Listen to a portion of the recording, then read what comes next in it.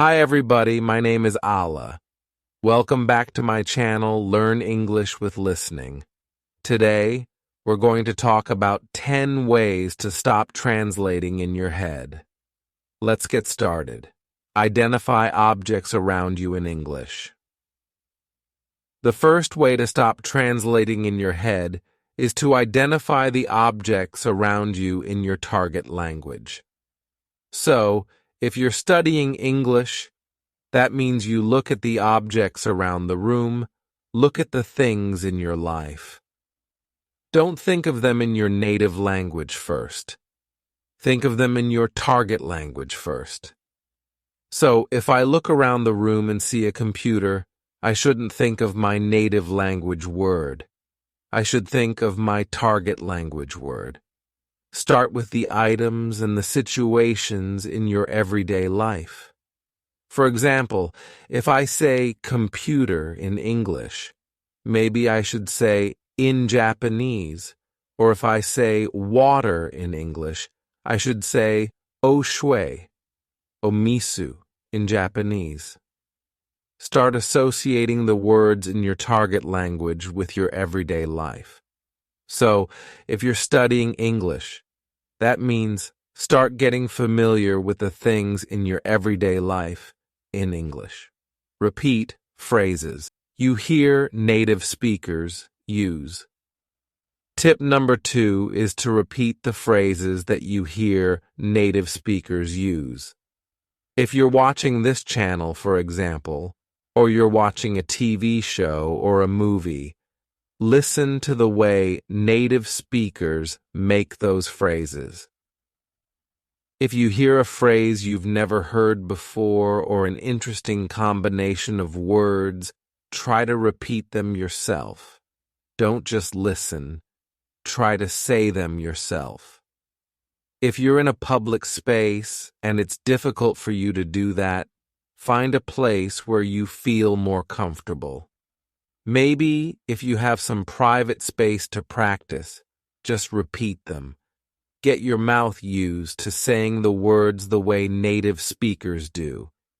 If you never actually say the words, if you're only listening and not actually producing the language, it's hard to practice and really hone your pronunciation. So, when you listen to native speakers, try to repeat after them. For example, if you're studying English, you can try to repeat after this video. You can repeat the things I'm saying because maybe I'm using an expression or a series of vocabulary words together the way a native speaker would. It might be a good idea to practice the ways that native speakers put their words together. Try to repeat after native speakers, especially when you're watching media. You can also do this when you're reading books. Try to read out loud interesting lines of books that you find, or lines that may be difficult for you. This is very nice practice. Make a situation where you can't escape into your native language. Making a situation where you can't escape into your native language essentially means immersing yourself. Of course, going to that country or a place where you can speak only that language is very difficult for some of you. I totally understand. But if, in your life, you can create a situation in your library, in your room, in your house, somewhere for just an hour or maybe a day, depending on your schedule, where you have no choice but to use that language and cannot escape into your native language, it forces you to use the language you're studying. If you are lucky enough to live in a country or a place where people speak the language you're studying, great. But you have to go out and interact with people. You have to put yourself in a place where you have no choice but to speak. It's very hard, very scary, and very embarrassing at first. But if you take time to find places and environments that are comfortable for you, where you feel comfortable making mistakes and asking questions. It will be very valuable for your learning process. This is actually something that I did. My Japanese wasn't very good for a long time, but then I started making friends who could not speak English. I did this through finding hobbies.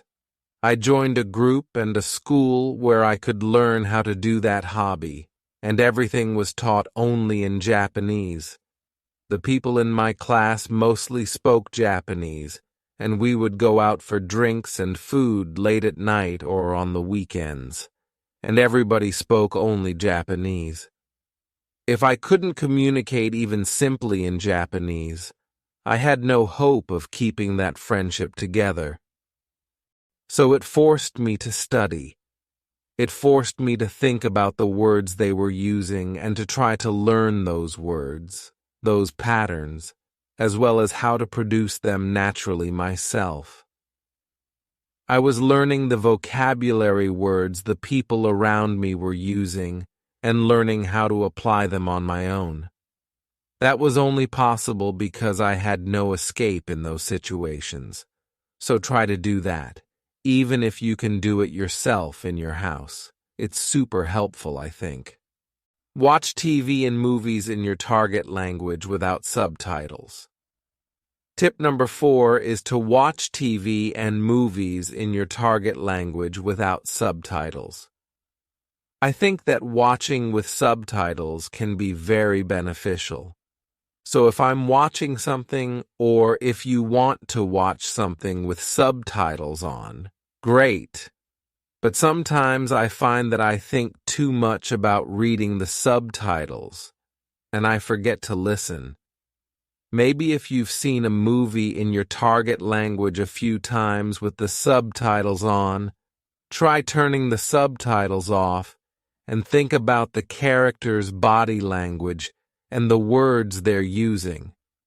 You can always look up the words you don't know in a dictionary later, but try to focus completely on the way that people are using their words. Try not to use the subtitles. Play around with it a little bit. If there's a word that's difficult for you to hear, you can actually turn on the subtitles in the native language of the movie as well. That's something that I've done, like if I wanted to study Japanese. It's very useful when the actual words spoken in Japanese appear on the screen. Sometimes it's easier for me to catch a word if I see it visually and hear it at the same time. Another way to explore how you can use TV and movies is to actually turn on the closed captions, like the words on the screen, in the native language of the movie. So this is sort of 2 points in one. 1. Watch movies without subtitles, meaning subtitles in your native language. And 2. Watch movies with closed captioning on. But the closed captioning is in your target language, not your native language. You can try those 2 things with TV and with movies. Don't bring a dictionary to your lesson. Tip number 5 is, don't bring a dictionary to your lesson. Okay, so give me a second here. I understand that dictionaries, especially electronic dictionaries we have on our phones now, are very, very convenient. Of course, it's important to use them, and they're a great resource to have. However, one thing that really bothers me, and that I think is detrimental, not helpful, for students, is when students are in a lesson, practicing conversation, and they reach a point in the conversation where they don't know the word they want to use. They know it in their native language, but they don't know how to say it in their target language. They pull out their dictionary and say to the person listening to them, their practice partner in their lesson, where they have a limited period of time, just a moment, and then they look it up on their phone. It takes a few seconds. The flow of the conversation stops, and then they say a word. It's like, whoa, no, you don't have that ability. You don't have. I have added punctuation to improve the clarity and flow of the text. Let me know if you need further modifications. The ability to do that in a conversation with a native speaker. Most people, like if you go to a bank and try to open a bank account, are you really going to pull out your dictionary and sit there and try to communicate? Just a moment, as you look up each word you don't know. Or if you do, that's not a real conversation. So instead, try using a different strategy. By that, I mean if you find a word you don't know in conversation, explain the word to your conversation partner. Maybe they know the word. If you're speaking with a native speaker, this is a chance for them to teach you a word. I find that when people take the time to teach me a word, I remember the word much better than just looking it up in my dictionary. So try to resist. Maybe you can bring a dictionary to your lesson, but don't use it, or try not to use it in your conversation practice. It destroys the flow of a conversation. Instead, practice the skill of describing the vocabulary word you want to use, and learn how to ask the meaning of a word, or learn how to ask for a vocabulary word from your partner. You can use expressions like, ah, what's the word that means? Or, it's this thing that does this and this and this. This is an opportunity for you to describe characteristics of something or find a different way to express it. You can use your body language. You have a lot of tools. But try not to use a dictionary in a conversation because it's not realistic. Train responses to common questions. Number 6 is a quick one. I think hint number 6 I have, is just to train responses to common questions. For example, a very common question in English is, "Hey, how are you?" You should know how to answer this question. Just have a default response. "Hey, how are you?" "I'm good." If it takes you a long time to answer the question, "Hey, how are you?" you need to practice. I think that's a pretty good indicator. Sometimes I ask students a question, like they haven't quite gotten the idea of how to respond just yet. They're not quick at responding. I say, "Hey, how are you?" And they say, "Yes." And then they think and go, "I'm good." That's a very common question. So think about just a default response that you can spit out quickly. If it's, "How was your weekend?" Or, "Hey, what's up?" Or, "What do you want to do for dinner tonight?" Think about just a handful, meaning just a few, responses to those questions and train them quickly. Just, "How are you?" "I'm good." "How are you?" "I'm okay." "How are you?" "Not bad." There are 3. It's just training responses to those questions. There's no reason to be surprised by a question like, "How are you?" That's a very common question. So for those common questions, train responses to them. We've got a bunch of videos, especially beginner-level videos, for some example responses you can use, so don't get stuck with. I added punctuation to enhance clarity and readability. If you need further modifications or additions, let me know. These little questions just train a few responses. Practice a few responses until they feel natural to you. It will save you time, and it will help the person asking the question to move forward in the conversation. Study with materials that don't provide a translation. The next tip is to study with materials that don't provide a translation. By this, I mean if you're using worksheets or some kind of textbook or whatever, and it has your target language, the language you're studying, and it has your native language next to it. While this can be useful, I feel that if you can study your materials only in your target language and then use simplified explanations for more detailed points, also in your target language, it can be a little bit better. I don't want to say you should only study things in your target language and nothing from your native language because, of course, it can be helpful sometimes to look up a word or to understand a grammar point in your native language. But where possible, if you can find something that provides simplified explanations in your target language, it can be really, really helpful. Because again, you're learning to think on a simpler and more basic level about the language you're studying. So this can be really, really good. Try finding some materials to use where there's no translation. Maybe you can practice, of course, with books and with written materials, but I also mean with video materials as well. There are a variety of different ways that you can find materials in your target language, like in video and TV.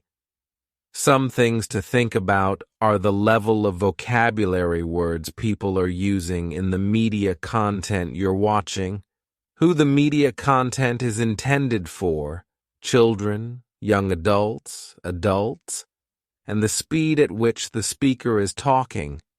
I have the ability to change the level of difficulty of videos based on the rate of speech, the vocabulary words that I use, and how many idioms and things I use. So I could make a video very difficult. We could create a very difficult video series by leveling up our vocabulary use, or by speaking very quickly. Or, as you might see in our English in 3 Minutes series, we can also use very simple vocabulary and speak at a low rate of speech. So maybe right now, this is a very intermediate level video, so please think about that. Not just for written materials, but also for your audio and visual materials. Think about who your audience is, the level of the material, and so on. It can be really fun, and it can be helpful to think about your target language in your target language. Study phrases in addition to single vocabulary. The next tip is to study phrases in addition to single vocabulary words. Yes, of course, vocabulary is important, yet I find it personally very, very useful to look at how a vocabulary word is used in a phrase. Sometimes using it in a phrase helps you understand the nuance of that vocabulary word really, really well. Take the word crazy, for example.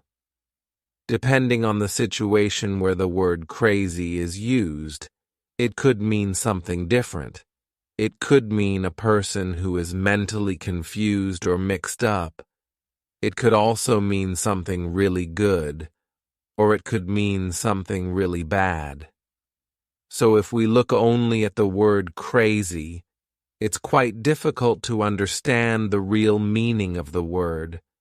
But if you look at the way the word is used in a phrase, you can get a lot more information. So take a look at the way people use words in phrases, not just a single vocabulary word. You can learn a lot more that way, I think. Do your daily activities in English, where possible. The next tip is to do your daily activities in your target language. If you're studying English, that means trying to do some daily activities in English, if possible. This could be very, very boring stuff, but just think about it when you're doing the activity. For example, right now I'm filming a video for Learn English with Listening, or I'm going to work, I'm cooking breakfast, I'm doing the laundry. What do I have to do tomorrow? So try thinking about your everyday life in English. If you're studying English, try thinking about your everyday activities and the people that you meet. What are you doing? This is a way to help you practice your verbs. If you don't know, for example, you're doing something at work and you're like, oh my gosh, how do I explain what's the verb for a picture? Like I want to blah blah blah a picture. What's the word? You can check a dictionary at that point and go, oh, it's draw. I need to use the verb draw for draw a picture. You can find these little gaps in your everyday life, these little gaps in your knowledge, if you think about your everyday activities in your target language. If you don't think about it in your target language, you might not realize you have vocabulary gaps or phrase gaps here and there. So this is a really good and kind of funny way to study. Use a learner's dictionary for new words. The last tip is to use a learner's dictionary for new words. In English, there are learner's dictionaries available. My personal favorite channel is Learn English with Listening.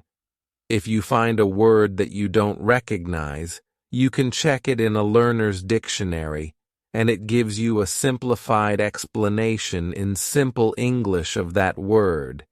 Instead of checking it in your native language, you can check it in your target language.